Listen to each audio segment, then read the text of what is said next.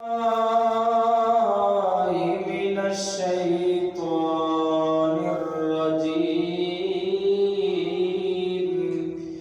بسم الله الرحمن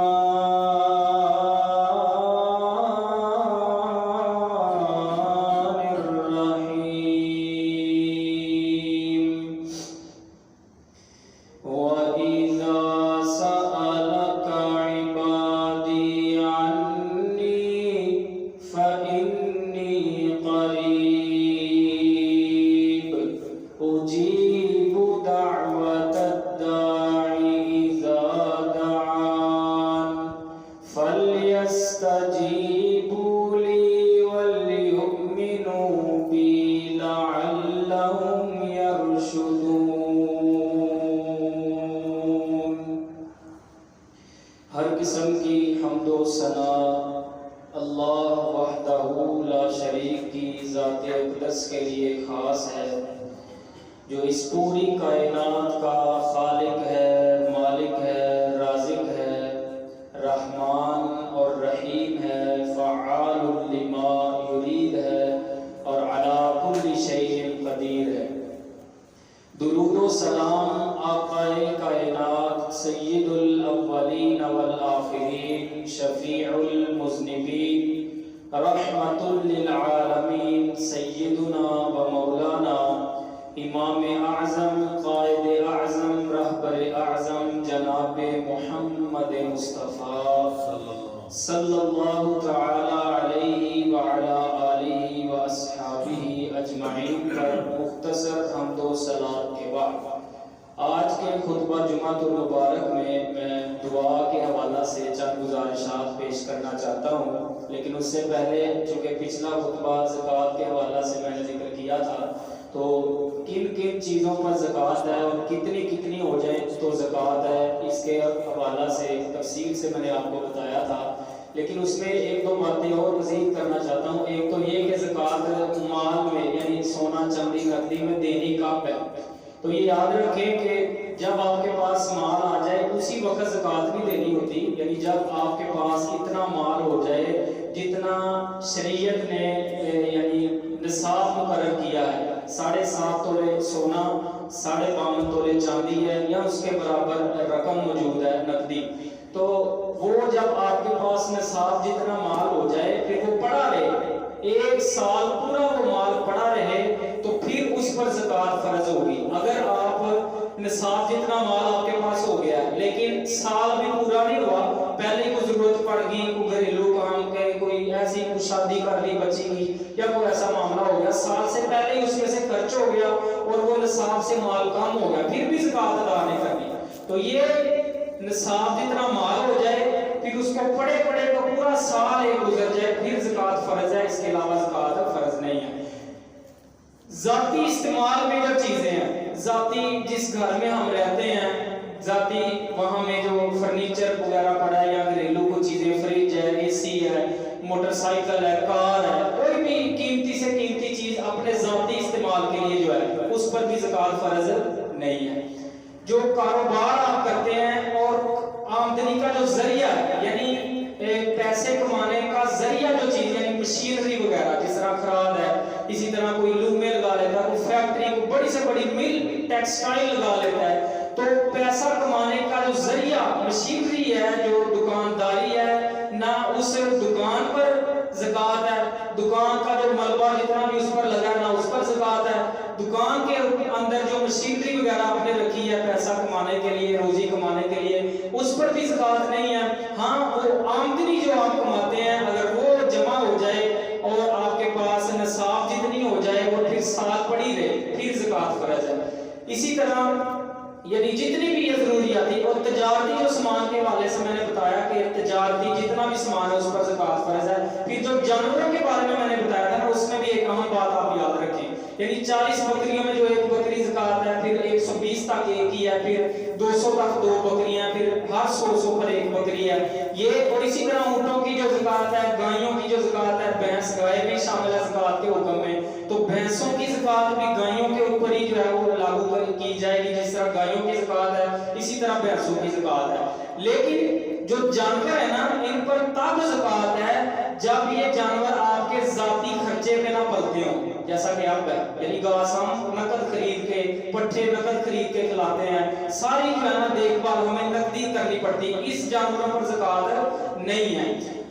اس جانوروں پر زکوٰۃ ہے کہ جو جانور یعنی آپ کے خرچے پہ نہ پلتے ہوں، یعنی وہ قدرتی چیزیں کھاتے ہیں، جنگلوں میں چرتے ہیں، جنگل کے اندر جو ہے وہ قدرتی چیزیں کھا کر پلتے ہیں، آپ کے خرچے پر نہیں پلتے، ان جانوروں پر زکوٰۃ ہے جتنی بھی میں نے بتائی ہے۔ ہاں دوسری بات ہے کہ یاد رکھیں جو جانور ذاتی خرچے پر پلتے ہیں نا، وہ اگر ذاتی ضرورت کے لیے آپ نے رکھے ہیں، اس کا دودھ استعمال کرتے ہیں یا اس کا دودھ نکال کے بیچتے ہیں آپ، تو چاہے ہزاروں کی شکل میں گائیاں ہوں، اونٹ ہوں، بکریاں ہوں، ان میں زکوٰۃ نہیں ہے۔ ہاں وہ جو دودھ آپ بیچتے ہیں ان کا، اور اس دودھ کی آمدنی اگر آپ کے پاس اتنی جمع ہو جائے جو نصاب تک پہنچتی ہے اور اس پر سال گزر جائے، پھر زکوٰۃ ہے۔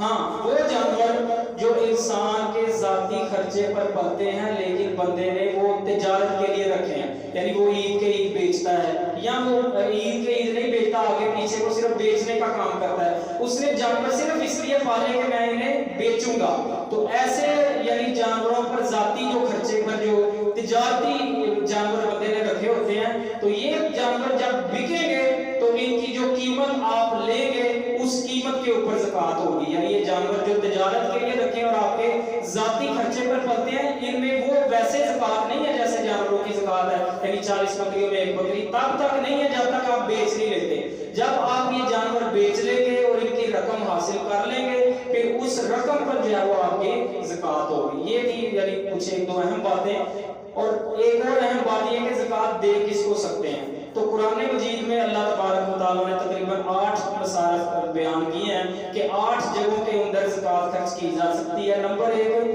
فقیروں کو زکوٰۃ دی جا سکتی ہے۔ فقراء کنہیں کہتے ہیں؟ وہ بندہ کہ جس کو کوئی آسمانی آفت پڑ گئی یا کوئی اللہ کی طرف سے اس پر کوئی آفت آ گئی، اس کا کاروبار سب تباہ ہو گیا، لٹ گیا، تو ایسے بندے کو زکوٰۃ دی جا سکتی ہے جب تک وہ اپنے پاؤں پر سٹینڈ نہیں ہو جاتا۔ اسی طرح دوسرے نمبر پر مساکین کو زکوٰۃ دی جا سکتی ہے۔ مسکین کی کیا تعریف ہے؟ مسکین اسے کہتے ہیں کہ اس کا گھر بار تباہ نہیں ہوا، گھر بھی اس کے پاس موجود ہے، وہ کماتا بھی ہے، لیکن وہ اس قدر نہیں کما سکتا جتنی اس کی ساری ضرورتیں آسانی سے پوری ہو سکے، یعنی وہ کماتا بھی ہے لیکن اس کی جو روزمرہ کی ضرورتیں ہیں، گھریلو ضرورتیں ہیں، وہ پوری نہیں ہو پاتی، تو ایسے بندے کو جو ہے وہ زکوٰۃ دی جا سکتی ہے۔ مثال کے طور پر کوئی بچی کی شادی آ گئی، بیٹے کی شادی آ گئی، ویسے تو روٹی پانی چلتا ہے، سارا چلتا ہے، لیکن یہ ہے کہ وہ شادی نہیں کر پاتا، تو بندہ اس کو زکوٰۃ دے سکتا ہے کہ وہ بندہ اپنی بچی کی شادی کر لے، اپنے بیٹے کی شادی کر لے۔ اسی طرح اپنے اسلام کے دور میں جو عاملین تھے، یعنی زکوٰۃ اکٹھے کرنے والے جو حکومتی افسر ہوا کرتے تھے، اب تو نہیں ہے وہ سسٹم، یہ اسکپ ہے اب، لیکن میں ویسے بتا رہا ہوں جو کہ علم میں ہونا چاہیے، تو یہ عاملین جو ہوتے تھے جو جا کر زکوٰۃ کا حساب کتاب سارا لگاتے تھے، جا کر جن بندوں سے زکوٰۃ لینی، کتنی لینی ہے، ان سے وہ لاتے تھے، سارا کیلکولیشن ان کے ذمہ ہوتی تھی، وہ لا کر پھر بیت المال میں جمع کرواتے تھے یا وہاں پر غریبوں میں بانٹتے تھے۔ زکوٰۃ لینا، بانٹنا، ان کا حساب کرنا، ساری ذمہ داری ان پر تھی، اور ان کو زکوٰۃ میں سے تنخواہیں دی جاتی تھی ان کے کام کرنے کی، تو ان کو زکوٰۃ میں سے دیا جا سکتا ہے، یہ اب نہیں ہے۔ چوتھے نمبر پر زکوٰۃ دی جا سکتی ہے جن کے دلوں میں اسلام کی محبت پیدا کرنی مقصود ہو، یعنی ایسے نئے مسلمان جو ابھی مسلمان، عیسائی سے مسلمان ہوا ہے، کوئی یہودی سے مسلمان ہوا ہے، کوئی ہندو سے مسلمان ہوا ہے، یا دیگر جتنے مذاہب سے کوئی بندہ نیا مسلمان ہوتا ہے، بندہ اس کے دل میں اسلام کی محبت کو مضبوط کرنے کے لیے اسے اپنی زکوٰۃ کا مال دے سکتا ہے تاکہ اسے مال ملے اور جب وہ خوش ہو جائے۔ جیسے آپ نے اسلام کی زندگی سے کئی مثالیں ملتی ہیں، ایک وہ دیہاتی ہے، اس نے کہا اللہ کے رسول مجھے مال عطا کریں، مجھے مال دیں آپ نے اسلام نے اتنی بکریاں اسے دی، روایت میں آتا ہے کہ 2 پہاڑوں کا درمیانی خلا پڑ سکتا تھا، تو آپ نے اسے اتنی بکریاں دی اور وہ اتنا خوش ہو گیا، اور جا کے اس نے اپنی پوری قوم کو پھر پیغام دیا کہ یار اسلام قبول کر لو، اس اسلام کا جو نبی ہے وہ تو اتنا نوازتا ہے جتنا کوئی بھی نوازتا ہے، اتنا سخی ہے، اس کو فقر و فاقے کا کوئی خدشہ نہیں ہے۔ تو یعنی یہ آپ نے اسلام یہ دیا مال کس وجہ سے کہ یہ بندے کے دل میں اسلام کی محبت آئے، تو اگر وہ نیا مسلمان ہوا ہے اسے بھی دے سکتے ہیں، لیکن ایسا غیر مسلم جس کے کے دل میں اسلام کی رغبت ہو. آپ سمجھتے ہیں کہ کچھ نہ کچھ اسلام سے جو ہے وہ متاثر ہے, اسلام قبول کرنے کے چانس ہیں اس کے, تو اسے مال دیا جا سکتا ہے تاکہ وہ خوش ہو کر, اس کا دل خوش ہو اور اسلام قبول کرنے کی طرف وہ آمادہ ہو جائے. تو ایسے غیر مسلم کو بھی زکوٰۃ دی جا سکتی ہے جس کے دل میں اسلام کی محبت ڈالنا مقصود ہو. اسی طرح زکوٰۃ دی جا سکتی ہے ایسے, اس وقت یہ تھا کہ غلام آزاد کرنے میں زکوٰۃ دی جا سکتی تھی, لیکن اسی کے اندر اب یہ بھی ہے کہ وہ قیدی, مفسرین نے لکھا ہے کہ کوئی ناجائز جیل میں پھنسا ہوا ہو تو ایسا قیدی بھی اسی گردن آزاد کرنے کے زمرے میں آتا ہے. وہ پھر رقاب جو قرآن مجید نے کہا کہ گردن آزاد کرنے میں زکوٰۃ کا مال دیا جا سکتا ہے. تو اگر کوئی بندہ جیل میں ناجائز پھنسا ہوا اور آپ سمجھتے ہیں وہ بے گناہ ہے تو ایسے بندے کو بھی زکوٰۃ کا مال آپ دے سکتے ہیں, اس کی رہائی کے اوپر زکوٰۃ کا مال لگا سکتے ہیں وکیلوں وغیرہ پر, یا جس طریقے سے بھی آپ کو چانس ہو کہ اسے ہم نجات دلوا سکتے ہیں مال خرچ کر کے, تو زکوٰۃ کا مال اسے دیا جا سکتا ہے. اسی طرح جس بندے پر چٹی پڑ جائے, یعنی کسی نے بندے نے کسی کی ضمانت اٹھائی تھی کہ یار اس نے کسی کے آگے پیسے دے دیتے یا اس طرح کا کوئی بھی ایسا معاملہ ہو اور بندہ اس کی ضمانت اٹھائے, وہ بندہ فوت ہو گیا یا وہ بندہ لاپتہ ہو گیا, غائب ہو گیا, اب وہ کہتا ہے آپ نے ضمانت دی تھی آپ اس کے پیسے کو, تو ایسی چٹی جس بندے پر پڑ جائے ایسے بندے کو بھی زکوٰۃ دے کر اس کا وہ چٹی اتاری جا سکتی ہے. زکوٰۃ ایسے بندے کو بھی جو ہے وہ دی جا سکتی ہے. اسی طرح آخری جو ہے وہ یہ ہے اللہ کے راستے میں, وفی سبیل اللہ. اچھا یہ جو مصرف ہے نا ایک, باقی ساتوں پر اتفاق ہے جو میں نے آپ کو بتائے ہیں, اس میں کچھ علماء کا اختلاف ہو گیا. فی سبیل اللہ میں جو جید علماء کرام ہیں وہ یہ کہتے ہیں جمہور علماء کہ اس سے مراد صرف جہاد فی سبیل اللہ ہے, یعنی اللہ کے راستے میں جو لوگ جہاد کرتے ہیں, جہاد مجاہدین کی مدد کی جا سکتی ہے زکوٰۃ میں سے, چاہے وہ امیر بھی کیوں نہ ہو, مجاہدین کو زکوٰۃ میں سے مال دیا جا سکتا ہے. ہتھیار وغیرہ اسلام کی حفاظت کے لیے جو استعمال وہ مجاہدین کرتے ہیں وہ بنا کر جب جہاد فی سبیل اللہ کے اندر یہ مال دیا جا سکتا ہے. لیکن جو لوگ اختلاف کرتے ہیں, بعض علماء کرام کا موقف یہ ہے کہ فی سبیل اللہ میں یہ جہاد یعنی جو سب سے اعلیٰ جو قسم ہے فی سبیل اللہ کی وہ کیا ہے, اللہ کے راستے میں جہاد, مجاہدین, اللہ کے راستے میں قتال. لیکن اس کی بعض علماء یہ بھی شامل کرتے ہیں کہ اللہ کے راستے میں یہ بھی جہاد ہی ہے کہ دینی جہاد, دینی تبلیغ و اشاعت, مدارس وغیرہ جو ہیں, یعنی یہ دینی مدرسے جو ہیں اور جو علماء کرام دین اسلام کی خدمت کر رہے ہیں ان کو مال زکوٰۃ کا دیا جا سکتا ہے تاکہ وہ اس مال کا استعمال کر کے دین اسلام کی اشاعت آسانی سے کر سکیں اور اسلام زیادہ سے زیادہ پھیلا سکیں. اور اسی طرح جو طلباء پڑھتے ہیں ان کو بھی زکوٰۃ کا مال دیا جا سکتا ہے تاکہ وہ اپنی ضروریات پوری کر لیں اور جو ہے وہ علم حاصل کر سکیں. بہرحال اس میں اختلاف ہے, بعض کہتے ہیں کہ نہیں ان پہ نہیں زکوٰۃ لگتی, نہ ہسپتالوں پر, نہ یہ جنازہ گاہ کوئی بنائی جا سکتی ہے, نہ ایسے یہ جو اب بیچ میں ایڈ کر دیا نا, وہ کہتے ہیں کہ نہیں ایسا سلف سے ثابت نہیں ہے. جہاد فی سبیل اللہ ہی جو ہے نا فی سبیل اللہ کا اصل مصرف ہے. لیکن بعض علماء کرام نے, میں نے کہا کہ دونوں طرف رائے موجود ہے. بڑے بڑے علماء کرام اس طرف بھی ہیں کہ جو کہتے ہیں کہ نہیں فی سبیل اللہ کے اندر دینی جہاد جو ہے نا, تبلیغ و اشاعت کا جو کام ہے یہ بھی شامل ہے. یہ دونوں رائے موجود ہیں. اگر کوئی بندہ یعنی دونوں میں سے اجتہاد جو سمجھتا ہے کہ یار یہ رائے مناسب لگتی ہے تو وہ اس میں خرچ کر سکتا ہے. اس میں کوئی قسم کا تشدد نہیں اختیار کرنا چاہیے, سختی فتویٰ نہیں لگانا چاہیے کہ وہ غلط ہے وہ غلط ہے, چونکہ دونوں طرف بڑے بڑے علماء کرام موجود ہیں تو اس لیے ہم اس میں کوئی سختی نہیں کرتے. یعنی مین سب سے اعلیٰ فی سبیل اللہ کی کا جو قسم ہے وہ کیا ہے, اللہ کے راستے میں جہاد. ہاں اب جہاد تو چونکہ پراپرلی نہیں ہے تو اب اگر بندہ یہ مدارس کے اوپر اور علماء کے اوپر خرچ کر لے تو یہ بھی گنجائش موجود ہے. تو یہاں پر زکوٰۃ کے احکامات ہمارے مکمل ہوتے ہیں. اور میں نے پہلے بھی یہ اعلان کر دیا تھا کہ چونکہ یہ بڑے ڈیپلی کے مسائل ہوتے ہیں زکوٰۃ کے, تو پھر بھی اگر کسی بندے کا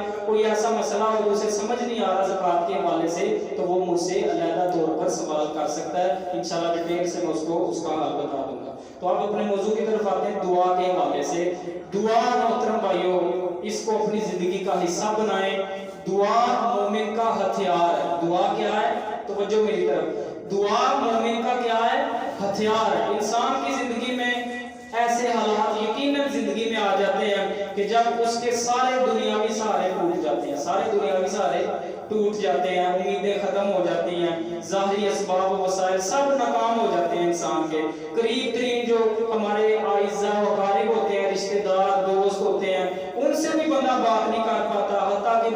سے بات نہیں کر پاتا، بعض اوقات بیوی شوہر کے ساتھ، اولاد والدین کے ساتھ بات نہیں کر پاتی، گویا سب کچھ ہوتے ہوئے بھی انسان تنہائی، بے بسی اور بے بسی کا یعنی بے کسی کا عالم محسوس کرتا ہے۔ ایسے حالات ہر بندے کی زندگی میں آتے ہیں۔ تب انسان اگر اپنے دل کی طرف توجہ کرے تو دل سے ایک آواز اٹھتی ہے کہ اگرچہ سارے دروازے بند ہو چکے ہیں، اگرچہ ساری امیدیں ختم ہو چکی ہیں، اگرچہ سارے اسباب منقطع ہو چکے ہیں، لیکن ایک دروازہ اب بھی موجود ہے کہ جہاں پر آپ اپنی مشکلات بیان کر سکتے ہیں، جہاں پر آپ اپنے دکھ سنا سکتے ہیں، جہاں پر آپ اپنی پریشانیاں سنا سکتے ہیں۔ وہ کون سا دروازہ ہے؟ وہ دعا کا دروازہ ہے، اور وہ دار کس کا ہے؟ وہ اللہ کا دار ہے جس سے آپ نے دعا کرنی ہے۔ تو یہ دعا مومن کا ایک بہترین ہتھیار ہے، اور اللہ رب العزت سے دعائیں کرنا اپنی زندگی کا حصہ بنائیے، اپنی زندگی کے اندر اس کو شامل کیجئے، دعا سے غفلت نہ کیجئے۔ جہاں پر اللہ جانتا ہے، میں یہ بار بار بات کر رہا ہوں کہ سارے اسباب ختم ہو جاتے ہیں، سارے دروازے بند ہو جاتے ہیں، رشتہ داروں کے ساتھ ختم ہو جاتے ہیں، کوئی امید بندے کو باقی نہیں رہتی، تب بھی ایک دروازہ ہے جو اللہ کا دروازہ ہے، یہ ہمیشہ کھلا رہتا ہے۔ اور اگر ہم قرآن مجید کا مطالعہ کریں تو نبیوں کا اور صالحین کا، نیک لوگوں کا طریقہ بھی یہی نظر آتا ہے کہ جب ان کی زندگی کے اندر بھی انبیاء، پیغمبروں کا طریقہ، اولیاء کا طریقہ، صالحین کا طریقہ، کہ جب ان کی زندگی کے اندر ایسے کبھی موڑ آئے کہ زندگی کے سارے دروازے بند ہو گئے، سارے اسباب منقطع ہو گئے، کوئی امید باقی نہیں رہی، تو انہوں نے پھر اس دعا کا سہارا لیا، انہوں نے پھر اللہ رب العزت کو پکارا۔ یونس علیہ السلام، حضرت یونس علیہ السلام اللہ کے بڑے برگزیدہ نبی اور پیغمبر ہیں۔ اللہ جانتا ہے مچھلی کے پیٹ میں چلے گئے، سارے دروازے بند، کوئی چانس، کوئی امید بچنے کی نظر نہیں آتی۔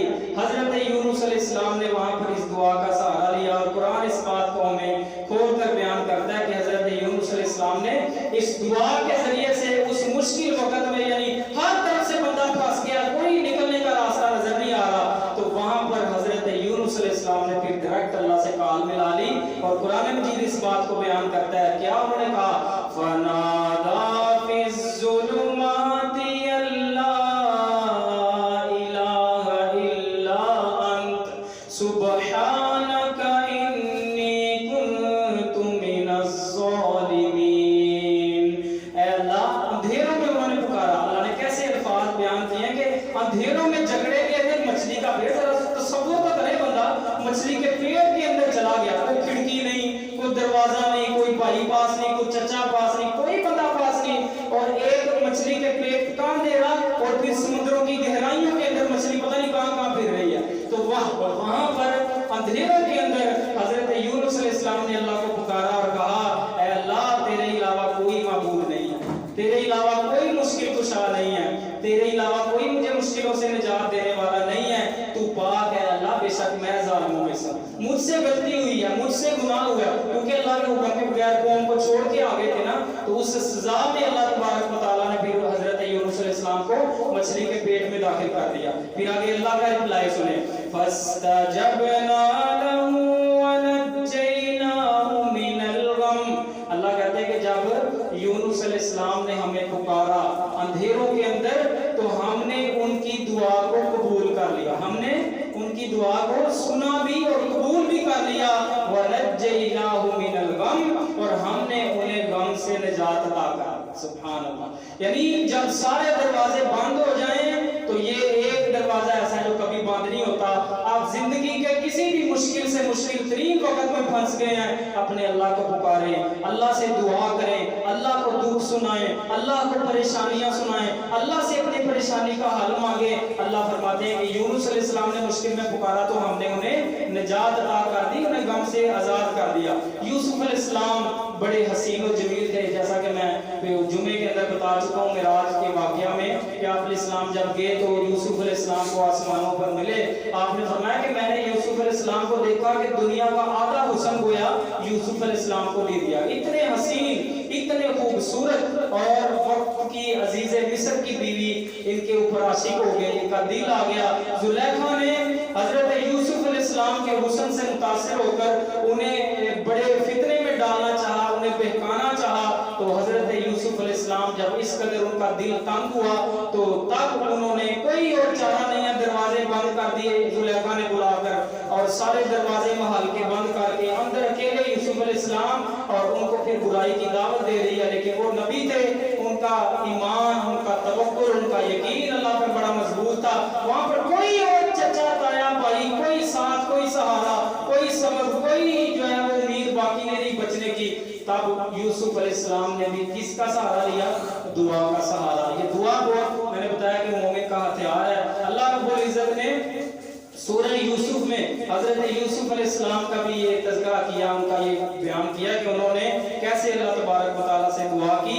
قال رب السجن احب الی مما یدعوننی الیہ والا تصرف عنی کیدہن اصب الیہن واکن من الجاہلین۔ اے اللہ، یہ زلیخا مجھے برائی کی طرف بلا رہی ہے، لیکن اس کے پاس جانے سے میں قید میں جانے کو زیادہ بہتر سمجھتا ہوں۔ اللہ، اگر تو نے اس کا مکر و فریب مجھ سے نہ پھیرا، اگر تو نے اس کا یہ بہکانا مجھ سے نہ پھیرا، تو میں ہو سکتا ہے اس کی طرف مائل ہو جاؤں اور میں نادانوں کے اندر شمار ہو جاؤں۔ یہ جب عاجزی ان کے ساری اللہ کے سامنے یوسف علیہ السلام وقت کے بڑے جلیل القدر نبی دعا کا سہارا لے کر اللہ کو اپنی مشکل بتا رہے ہیں، تو اللہ نے پھر کہا یوسف علیہ السلام کو فَاسْتَجَابَ لَهُ رَبُّهُ فَصَرَفَ عَنْهُ كَيْدَهُنَّ إِنَّهُ هُوَ السَّمِيعُ الْعَلِيمُ۔ فرمایا کہ اللہ رب العزت نے، ان کے رب نے ان کی دعا کو قبول کر لیا، اور اللہ تبارک و تعالیٰ نے زلیخا کے مکر و فریب کو ان سے دور کر دیا، اور وہی ہے، بے شک وہی ہے جو دعائیں سننے والا اور دلوں کا حال جاننے والا ہے۔ یعنی اللہ تبارک و تعالیٰ ہی ہے جو دعائیں سنتا ہے، اور وہ نبیوں کی دعائیں سننے والا، پیغمبروں کی دعائیں سننے والا بھی وہی ہے۔ ایوب علیہ السلام اللہ کے جلیل القدر نبی ہیں، بیماری کے اندر عرصہ بیت چکا ہے، کافی عرصہ گزر گیا، سارے رشتہ دار ساتھ چھوڑ گئے، سارے ساتھ چھوڑ گئے ہیں، تو اس لمحے میں حضرت ایوب علیہ السلام نے بھی اسی دعا کا سہارا لیا۔ قرآن بیان کرتا ہے وَأَيُّوبَ إِذْ نَادَى رَبَّهُ أَنِّي مَسَّنِيَ الضُّرُّ وَأَنْتَ أَرْحَمُ الرَّاحِمِينَ۔ دعا کی ایوب علیہ السلام نے، ایوب علیہ السلام نے اپنے رب کو پکارا، اے میرے رب، مجھے سخت تکلیف پہنچی ہے، اور تو سب رحم کرنے والوں سے بڑھ کر رحم کرنے والا۔ اللہ، حضرت ایوب علیہ السلام دعا کرے، اللہ میرا ایمان ہے کہ سب سے زیادہ رحم کرنے والی ذات صرف تیری ذات ہے، اللہ مجھے بڑی تکلیف پہنچی ہے، مجھے اس سے نجات عطا فرما۔ پھر اللہ بھی کہتے ہیں فَاسْتَجَبْنَا لَهُ فَكَشَفْنَا مَا بِهِ مِنْ ضُرٍّ۔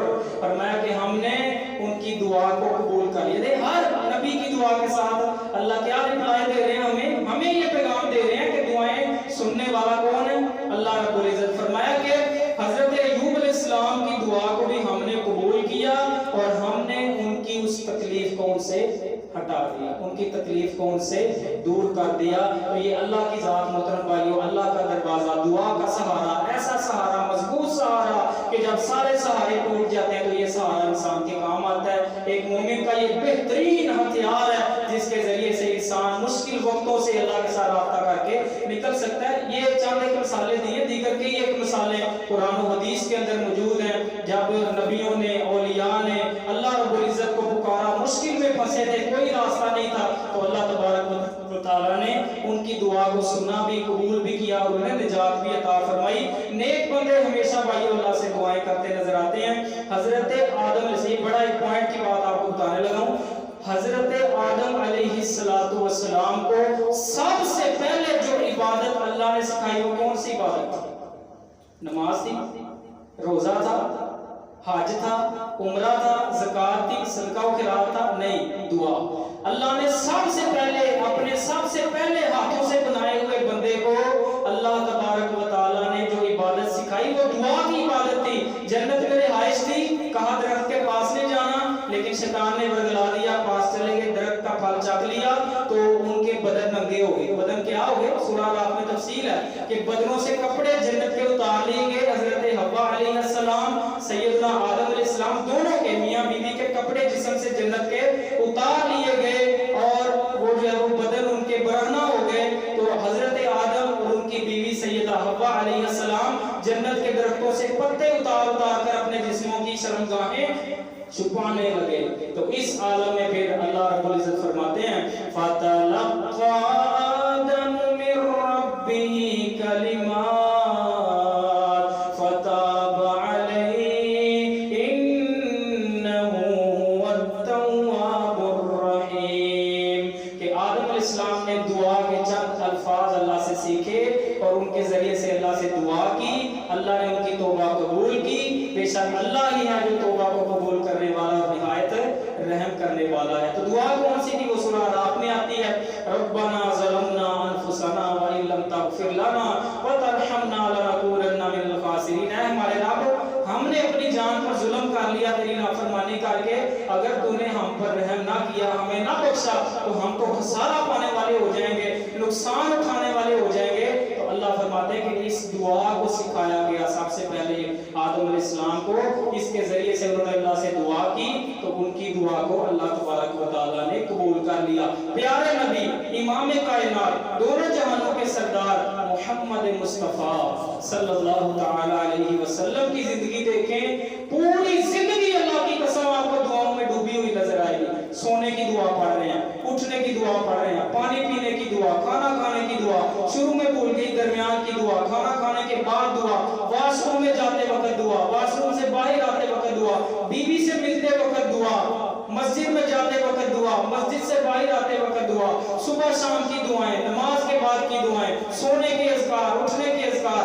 یعنی نبی اکرم صلی اللہ علیہ وسلم کی بھی پوری زندگی آپ کو دعاؤں میں ڈوبی ہوئی نظر آئے گی, دعاؤں سے مزین نظر آئے گی, جس سے یہ ہمیں اندازہ ہوتا ہے کہ یہ دعا کتنی اہم ترین عبادت ہے. اور اللہ نے اسی کی طرف توجہ دلائی ہے وَقَالَ رَبُّكُمُ ادْعُونِي أَسْتَجِبْ لَكُمْ إِنَّ الَّذِينَ يَسْتَكْبِرُونَ عَنْ عِبَادَتِي سَيَدْخُلُونَ جَهَنَّمَ دَاخِرِينَ. فرمایا کہ اللہ نے تمہارے رب نے یہ اعلان کیا کہ مجھ سے دعائیں کرو. اللہ نے حکم دیا ہے کہ مجھ سے دعائیں کرو, میں تمہاری دعائیں قبول کروں گا. اللہ نے وعدہ کیا ہے اور ساتھ دیکھیں الفاظ کیسے ہیں. پر میں بے شک جو لوگ میری عبادت سے تکبر کرتے ہیں یعنی مجھ سے دعائیں نہیں کرتے وہ ان قریب ذلیل و خوار ہو کر دوزخ کے اندر جانے والے. اللہ اکبر. لوگوں کا حال, دنیاوی ہستیوں کا حال کہ مانگو تو ناراض ہوتے ہیں. اللہ ایسی ہستی ہے کہ جس سے نہ مانگو تو ناراض ہوتا ہے. اللہ سے دعائیں نہ کرو تو اللہ ناراض ہوتا ہے. اللہ سے کثرت سے جو بندہ دعائیں کرتا ہے اللہ اس کو اپنا محبوب بنا لیتا ہے, اللہ اس کو اپنا پیارا بنا لیتا ہے. تو فرمایا کہ جو مجھ سے دعائیں نہیں نہ کرتے میں ذلیل و خوار کر کے ان کو دوزخ کے اندر ڈالنے والا. تو دعا کس قدر اہم چیز ہے. اور دوسرے مقام پر جو شروع میں نے آپ کو آیت پڑھی ہے کہ اے نبی جب میرے بندے آپ سے میرے متعلق پوچھے نا تو انہیں بتا دے کہ میں ان کے بہت قریب ہوں. نحن اقرب الیہ من حبل الورید, میں شارب سے بھی زیادہ ان کے قریب ہوں. اور اجیب دعوت الداعی اذا دعان, جب بھی میرا بندہ مجھ سے مانگتا ہے, جب بھی میرا بندہ مجھ سے دعا کرتا ہے میں اس کی دعا سنتا ہوں, قبول کرتا ہوں. فَلْيَسْتَجِيبُوا لِي وَلْيُؤْمِنُوا بِي لَعَلَّهُمْ يَرْشُدُونَ. لوگوں کو بھی چاہیے کہ میری بات مانیں, مجھ پر ایمان لائیں, میری پیروی کریں, میری باتوں کو مانیں تاکہ ہدایت پا جائیں. تو اللہ نے یہاں پر بھی کہا کہ میں بندے کے بالکل قریب ہوں, ان کی دعاؤں کو سنتا ہوں. یار کیسی بات ہے, قرآن بڑا پڑا ہے کہ اللہ کہہ رہے ہیں کہ میں دعائیں سنتا ہوں, میں دعائیں سنتا ہوں اپنے بندوں کی. جب بھی بندہ دعا کرتا ہے میں اس کی دعا سنتا ہوں. لیکن یہاں پر ہم کیا کہتے ہیں بھائیوں, یہ جہالت ہے, دین سے دوری ہے, علم سے دوری ہے. لوگ ہم بڑے گناہگار ہیں اللہ نہیں ہماری سنتا, کہتے ہیں کہ نہیں ایسے ہیں. کئی لوگ آپ کو کہتے نظر آتے ہیں یار ہماری نہیں اللہ دعائیں سنتا, ہم بڑے گناہگار ہیں. اور ساتھ ایک اور جملہ کہتے ہیں ساڈی اللہ سنتا نہیں تو ہمارے بزرگوں کی اللہ موڑتا نہیں. تو یہ دونوں باتوں میں آپ کو تفصیل سے آپ بتاتا ہوں, یہ دونوں باتیں غلط ہیں. ساڈی اللہ سنتا نہیں, انہاں دی اللہ موڑتا نہیں. تو ہم جو ہے نا یہ ایسا خطرناک جملہ ہے, یہ میں اس کے پہلے نقصان آپ کو بتا دوں کہ جب بندہ یہ عقیدہ بنا لیتا ہے نا کہ میری نہیں اللہ دعا سنتا, چاہے آپ گناہگار ہیں, میں بتاتا ہوں کہ اللہ گناہگاروں کی دعا سنتا ہے کہ نہیں سنتا. اگر آپ یہ عقیدہ بنا لیتے ہیں کہ اللہ میں گناہگار ہوں, میری دعا نہیں اللہ سنتا اور میں بزرگوں کے جو ہے وہ قدموں میں رہوں گا, یہ بزرگ اللہ سے میری دعائیں قبول کروائیں گے, یہ اتنا خطرناک عقیدہ ہے کہ اس عقیدے کی وجہ سے بندہ اپنا تعلق اللہ سے توڑ لیتا ہے. اس کا یقین ہی نہیں رہتا کہ اللہ نے میری دعا سن لی ہے, اور اللہ سے تعلق توڑ لیتا ہے, بزرگوں سے تعلق